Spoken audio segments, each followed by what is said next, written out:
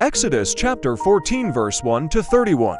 And the Lord spoke unto Moses, saying, Speak unto the children of Israel, that they turn and encamp before Pihahiroth, between Migdol and the sea, opposite Baal-zephon, before it shall ye encamp by the sea.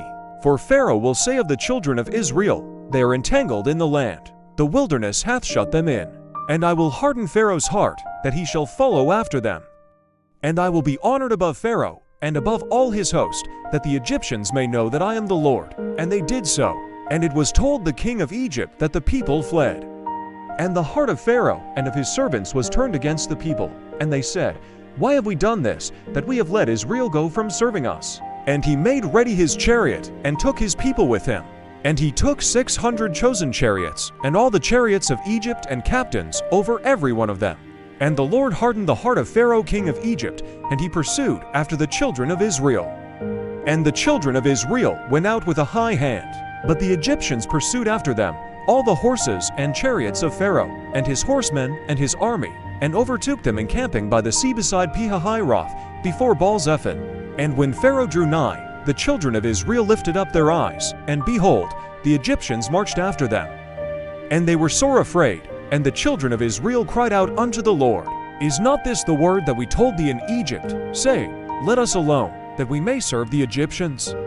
For it had been better for us to serve the Egyptians, than that we should die in the wilderness. And Moses said unto the people, Fear ye not. Stand still, and see the salvation of the Lord, which he will show to you today. For the Egyptians whom ye have seen today, ye shall see them again no more forever. The Lord shall fight for you, and ye shall hold your peace. And the Lord said unto Moses, Why criest thou unto me? Speak unto the children of Israel, that they go forward. But lift thou up thy rod, and stretch out thine hand over the sea, and divide it. And the children of Israel shall go on dry ground through the midst of the sea. And I, behold, I will harden the hearts of the Egyptians, and they shall follow them. And I will get myself honor above Pharaoh, and above all his host, above his chariots, and above his horsemen. And the angel of God, who went before the camp of Israel, removed, and went behind them. And the pillar of the cloud went from before their face, and stood behind them. And it came between the camp of the Egyptians, and the camp of Israel. And it was a cloud and darkness to them, but it gave light by night to these, so that the one came not near the other all the night. And Moses stretched out his hand over the sea. And the Lord caused the sea to go back by a strong east wind all that night, and made the sea dry land, and the waters were divided. And the children of Israel went into the midst of the sea upon the dry ground, and the waters were a wall unto them on their right hand and on their left. And the Egyptians pursued, and went in after them to the midst of the sea, even all Pharaoh's horses, his chariots, and his horsemen.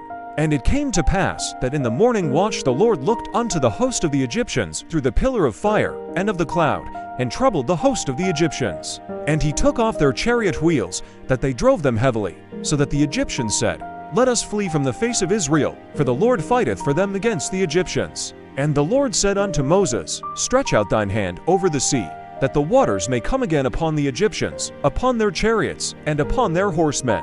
And Moses stretched forth his hand over the sea, and the sea returned to his strength when the morning appeared.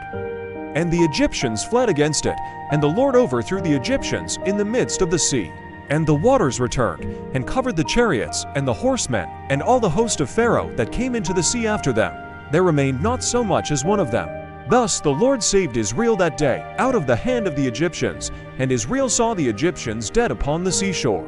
And Israel saw that great work which the Lord did upon the Egyptians. And the people feared the Lord, and believed the Lord and his servant Moses.